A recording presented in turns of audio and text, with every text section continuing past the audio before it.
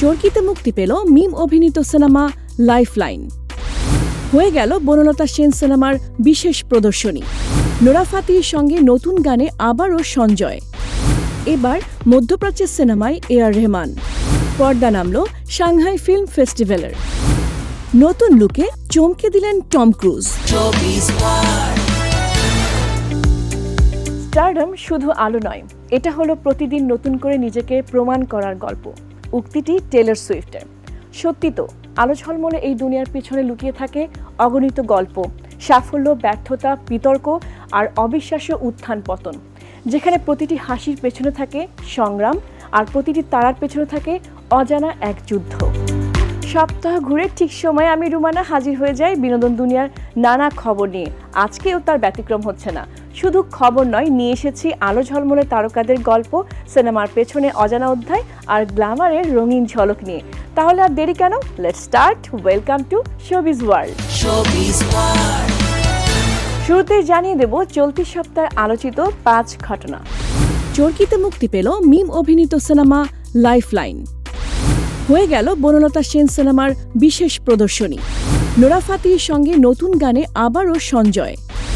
এবার মধ্যপ্রাচ্যের সিনেমায় এআর রহমান। পর্দা নামল সাংহাই ফিল্ম ফেস্টিভ্যালের। নতুন লুকে চমকে দিলেন টম ক্রুজ। আমাদের ডায়লগেই আসলে কান্না চলে আসতো। সো আমার এই ক্যারেক্টারটা আর এই যে অনন্যা যে ক্যারেক্টার, জোকের চর এখান থেকে কত দূর?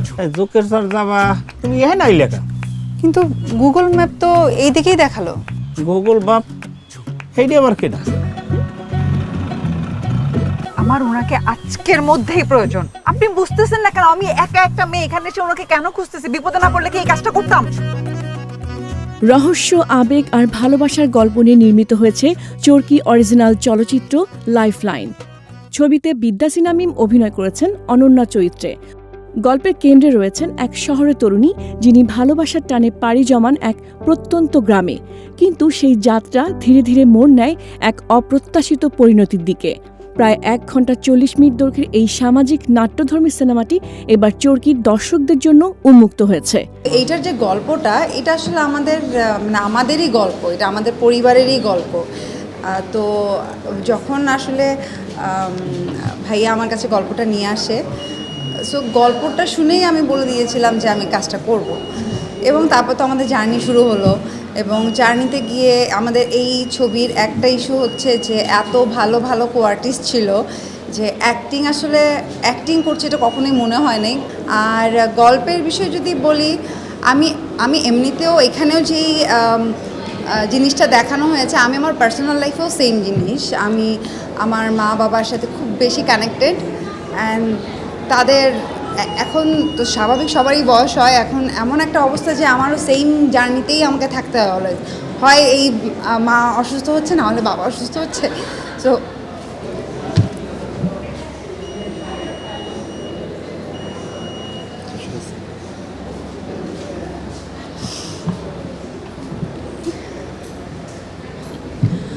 আমার এই ক্যারেক্টারটা আর এই যে অনন্যা যে ক্যারেক্টার,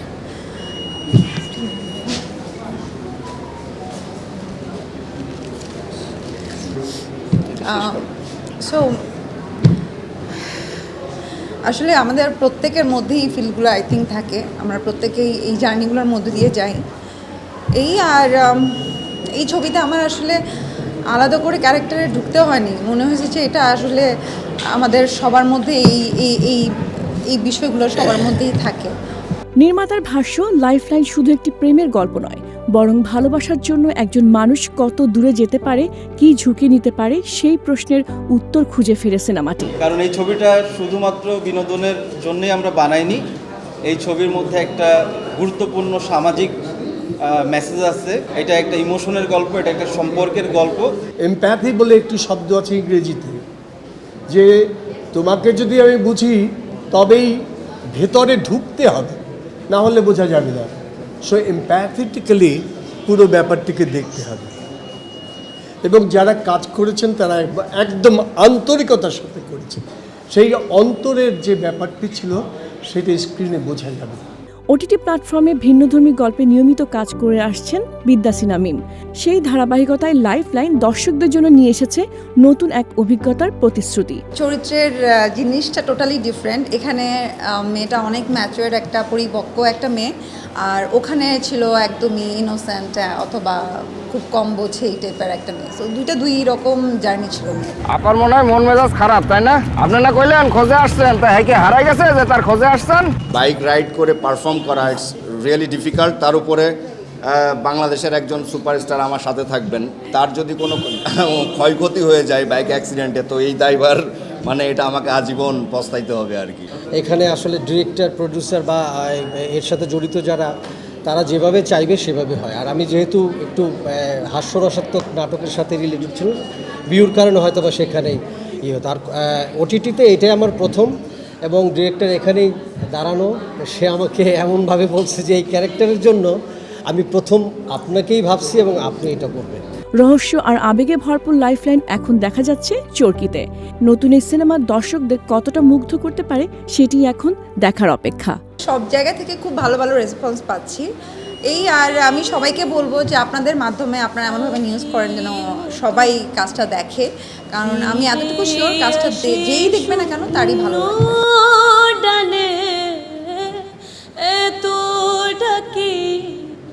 তবু কেন নীরবে ভাষাও অশ্রু জলে, কোন সে ভোরে কেমন করে তোমায় মেলে বলে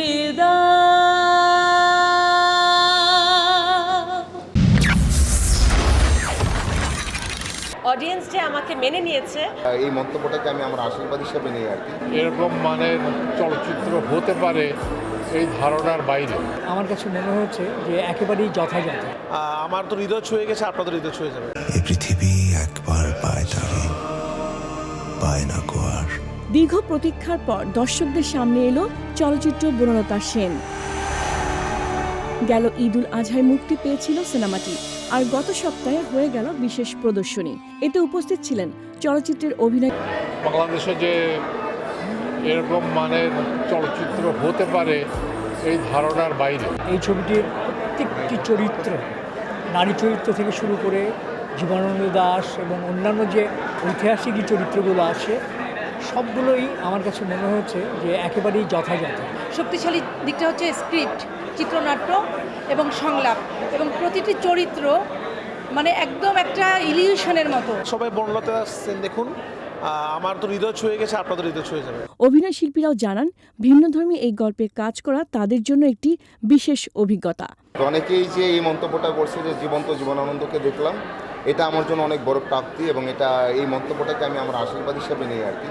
কারণ খুবই কম সুযোগ হয় আসলে এই ধরনের কাজ করার। যখন আপনি একটা কাজে পরিশ্রম করে করলেন এবং সেটা দর্শক দেখলো এবং সেটা দর্শক অ্যাপ্রিসিয়েট করছে, সেটা তো খুবই ভালো লাগার বিষয় যে এতটা পরিশ্রম এখন দেখে মনে হচ্ছে যে সার্থক হয়েছে।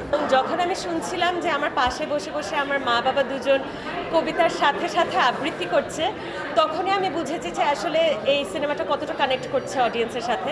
এটা লীলা নাগো এমনই একটা ক্যারেক্টার ছিল, এবং এটা যে আমি সফলভাবে করতে পেরেছি সেটার জন্য আমার ডিরেক্টরের প্রতি কৃতজ্ঞতা, এবং অডিয়েন্স যে আমাকে মেনে নিয়েছে লীলা নাগ হিসেবে তাদের প্রতিও আমার অসংখ্য কৃতজ্ঞতা। বনলতা সেন নিয়ে এরপরে আবার কবে কখনো কোনো কাজ হবে কিনা আমি জানি না, তবে আমি অনেক যারা আমাদের ফিল্ম দেখতে আসে সেই অডিয়েন্সদের কাছ থেকে এই একটা রিভিউ আমাকে খুব বেশি কি বলবো আবেগ আপ্লুত করে, যখন তারা বলে যে এরপর থেকে বনলতা সেন কবিতা পড়লে আপনার ছবিটা আমাদের মাথায় আসবে, কারণ এর আগে তো এক একজনের কাছে এক এক রকম ছবি আসতো হয়তো। এটা একটা পাওয়ার, এটা একটা অনেক বড় পাওয়ার জিনিস। আপনি কি হেলেন নাকি বনলতা সেন? এই সকল চরিত্র আসলে once in a life time আপনার জীবনে আসে, আর সবার ভাগ্যেও হয়তো জোটে না। আমি মনে করি আমি ভাগ্যবতী যে আমার জীবনে এরকম একটি সিনেমা করবার সুযোগ আমার হয়েছে। বাণিজ্যিক ধারার বাইরে গিয়ে চিন্তাশীল এবং নান্দনিক গল্পের সিনেমাটি গ্রহণ করেছে বিভিন্ন বয়সের দর্শক। বনলতা সেন কিন্তু কারো কাছে দাবি করেনি যে আমাদের ছবিতে বাণিজ্য হচ্ছে না, তবু আপনি হলে রেখে দেন। বাণিজ্যর তো একটা ব্যাপার আছে, তুলনামূলক জায়গাও থাকে, সেই তুলনামূলক জায়গা থেকে যদি বাণিজ্য ঠিক থাকে তাহলে তো এটা হল থেকে নেমে যাওয়ার কিছু নেই। সিনেমা সংশ্লিষ্টদের মতে বনলতা সেন বাংলা চলচ্চিত্রে ভিন্নধর্মী গল্প বলার ধারার নতুন মাত্রা যোগ করেছে। প্রিয় দর্শক, এখানে শেষ করছি শোবিজ ওয়ার্ল্ডের আজকের পর্বের ঝলমলে যাত্রা। গ্ল্যামারের এই দুনিয়ায় প্রতিদিনই বদলে যায় গল্প, বদলে যায় তারকার ভাগ্য, কিন্তু কিছু মুহূর্ত থেকে যায় চিরকাল মনে। আগামী সপ্তাহে ঠিক এই একই সময়ে আবারও ফিরে আসবো আমি নতুন খবর, নতুন ঝলক আর বিনোদনের আরও রঙিন দুনিয়া নিয়ে। ততক্ষণ পর্যন্ত সবাই ভালো থাকুন, সুস্থ থাকুন আর বিনোদনের সঙ্গেই থাকুন, কারণ শোবিজ থামে না, শুধু গল্প বদলায়।